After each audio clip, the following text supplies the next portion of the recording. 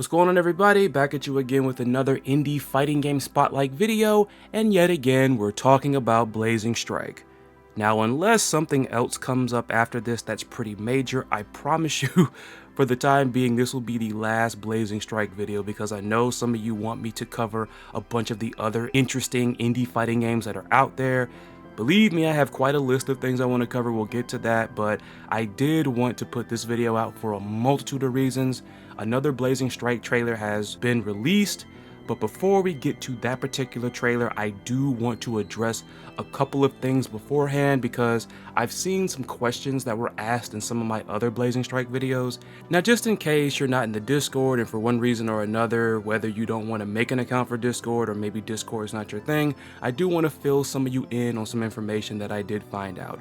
Because one question I did see from someone was questioning, where is the Steam page for this game? And per SSMQ, one of the lead developers of the game, and this is straight from the official Discord for Blazing Strike, you can expect the Steam page to go up in late August. So just putting that out there in case you don't know. From what I'm understanding, there was some discussion in the Discord about why exactly are they waiting way down the line for putting up the Steam page. And someone brought up that Axis Games, who came and scooped up Blazing Strike, really prioritizes physical media. And if you go to the website, you can definitely see that for yourself. And this is kind of crazy because I'm just now coming off of a video I did with the homie That Creepy Reading, shoutouts and thanks as always, where we were talking about games that are lost or they're on the brink of being lost, they're hard to acquire. And of course, I know in many different circles there have been these discussions about physical media. All in all, I can see why they put this big priority on physical media, but at the same time I find it a little bit weird that it seems like it's taking this much priority over the digital copy. And sure, there'll be a little bit of time between August and the release date, October 17th, but at the same time, the earlier the better. You're gonna have more people wish listing, and on top of that, people can spread the word. I don't know, I kind of feel like that's a little bit of a misstep, but that is just me. The next little piece of information seems more like a tease more than anything, and it comes courtesy of Twitter, X gonna give it to you, whatever you want to call it. On this post on the official Blazing Strike account with Rare Breed, they're showing off the rush parry mechanic, but I want to focus your attention right here, where a user asks, is there a boxer in the game like Dudley from Street Fighter? Because now that I think about it, I did a video a while ago which was going through all the characters, and one thing we did learn about them was their fighting styles. I do not recall there being a boxing representative. So, good question. Rare Breed responds by saying, not in the initial roster, but maybe in one of the DLCs later? I always love a boxer in fighting games, I just don't want the character to be another Balrog or another Dudley. So with this right here, it seems like there may be the possibility of DLC. I know some people might have thought it was an inevitability, but seeing just the rocky, bumpy road that Blazing Strike has had, if you needed some reassurance, there you go. There seems to be the possibility of some DLCs later. Speaking of some extra characters, you know what? I don't want to give away too much. Let's just watch this particular trailer right here.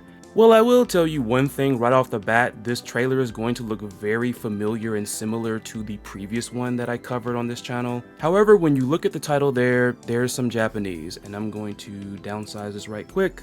As you can see, this trailer was uploaded on SoftSource. For those that don't know, SoftSource is one of Asia's top video game distributors.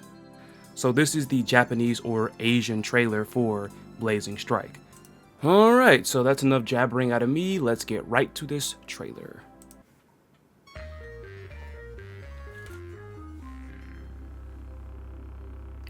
Again, I'm pretty sure you're already noticing some differences.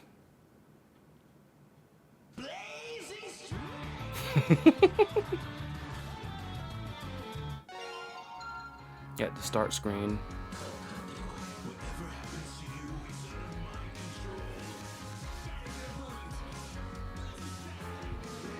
I do want to give a special shout out to Hyperlam. For those that don't know, Hyperlam is composing the music for Blazing Strike, and Hyperlam was the one that actually sent my video to the lead developer of this game, and thus why it was posted in the official Discord. I actually went and checked out some of Hyperlam's other stuff on their Bandcamp, and I love what I heard. So do definitely check out Hyperlam's music. If you're like me, you're gonna love what you're gonna hear there. There's a lot of down-tempo, chilled out, mellow stuff there that I always love to listen to, so do check out Hyperlam. Thank you, thank you, thank you yet again. But yeah, I do like this particular opening song, so far so good. Let's keep going.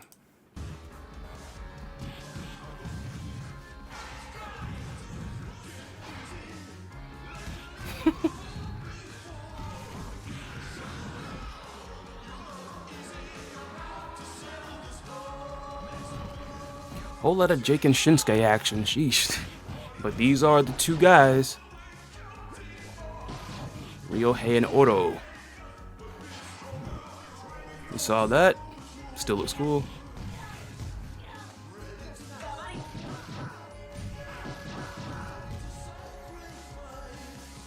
One thing that I didn't bring up also in the previous trailer when I reacted to it was the shaky hit stun and block stun animations. Like, some parts of this look super shaky, which I know they addressed that they were looking into adjusting that. But part of me also felt like maybe this is just coming from the fact that I haven't really played like any fighting games with this throwback aesthetic. Because the last game that I played that even had an aesthetic close to this was Pocket Bravery. And I think Pocket Bravery was a little bit more smooth with it, so I don't know. I just didn't want to... I don't know. I didn't know if it was just me or maybe it was a little too shaky, but I also saw some other people mentioning that they really didn't like how shaky it was. But like I said, I know they addressed that they were looking to adjust that, so that's cool. But everything else is pretty smooth so far. So let's keep going. And this is actually, unless I overlooked it from the last trailer, I don't think we really saw Zero much in action. Let me look at this.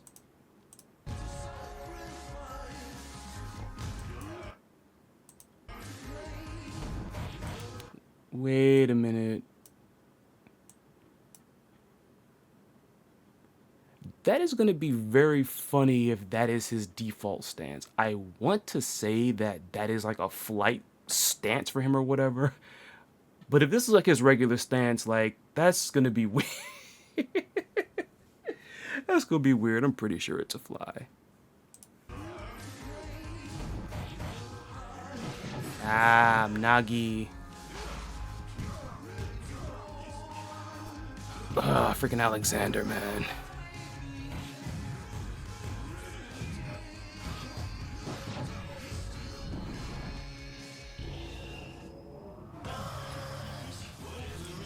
Ooh, so we didn't see this last time. I was first gonna comment on they had Mateo do the install, but then now we actually get to see the result of that, and this looks badass. I didn't really hate Mateo. There aren't really any character designs in this game that I actually hated or thought were boring, but of course there were those I was more excited for than others. And Mateo might have been somewhere in the middle of my personal hype tier list, but this just brought him up a couple tiers higher. This looks badass.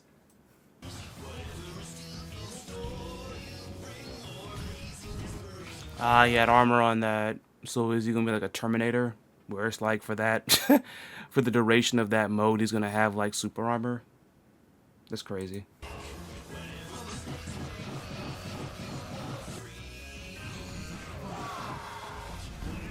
Pink Samurai.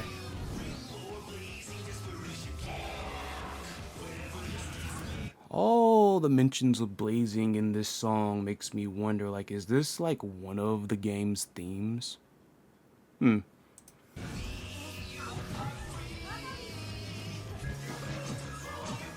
saw this super last time.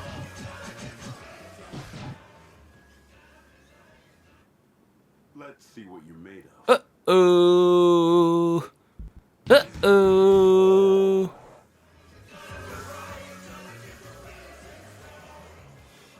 They are leaning heavily into this old school aesthetic, yo.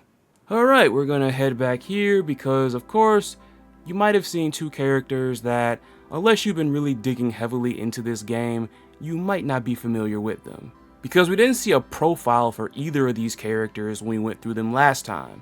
So here we have Magnus. See what you're made of. Good voice work. And we have Erlich.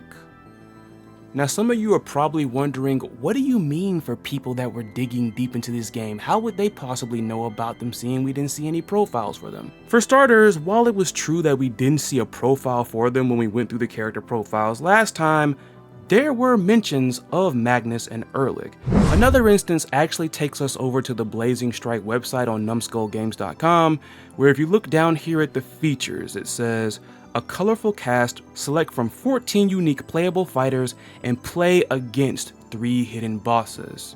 So there are 3 hidden bosses, and I think we've seen 2 of them. Furthermore, if we click into this image over here, you'll see the character select with 2 extra pictures towards the bottom, because when we've previously seen this character select, those 2 pictures weren't there. And upon closer look, we can totally see that that is Erlich and Magnus at the bottom. Another instance where we saw these 2 characters is actually in this wallpaper right here.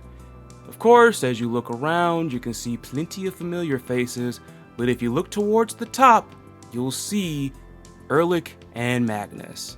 Then there's this image right here, which I think is the cover art for Blazing Strike, and of course you see a bunch of familiar faces, but then you look closer, Magnus is here, and Erlich is there. Now the interesting thing about these 2 images is, in the previous image, Erlich was positioned towards the top. With this one, as we can see, it's Magnus up at the top.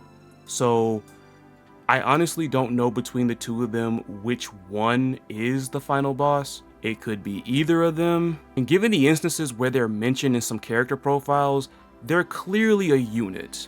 Like more than likely a trio, which by the way, speaking of trio, this does beg the question, who is the 3rd boss that was mentioned on the website? I think that would be Dio. I don't know if we've seen any images of Dio unless I'm missing something. Perhaps Dio may be the actual full-on big bad, because per Lei Long's bio, Erlich, Magnus, and their soldiers destroyed Lei Long's temple.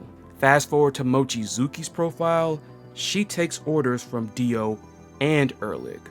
So Erlich clearly has some links to both Magnus and the mysterious Dio. I'm pretty sure Dio is the other hidden boss that we don't know about. Part of me also kind of wonders maybe he's the big bad.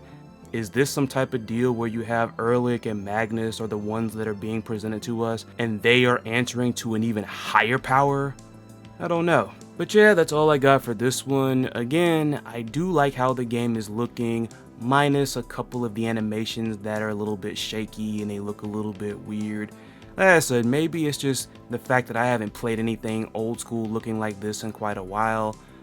But at the same time, again, they've addressed that people have complained about that, so they're looking to fix it. I know at one point they mentioned that they could release Blazing Strike right now, but they want to make sure everything is polished before it goes, so good looking on them. This is just a big double-edged sword that comes with this game. It's like, I, on one hand, want them to polish everything. I don't want this to be a rush job, but at the same time, they have been constantly hit with so many setbacks that it's insane. Again, a healthy reminder that they mentioned that the Steam page is going to go up sometime in August. Once again, I get that some people are really attached, and of course there is value in still having physical media, but I don't think that one should prioritize the other if that is what is happening here. But again, that's just me though. But yeah, drop a comment below and let me know what you think. Take care, be safe out there, be cool to each other, stay hydrated. Free CVS2.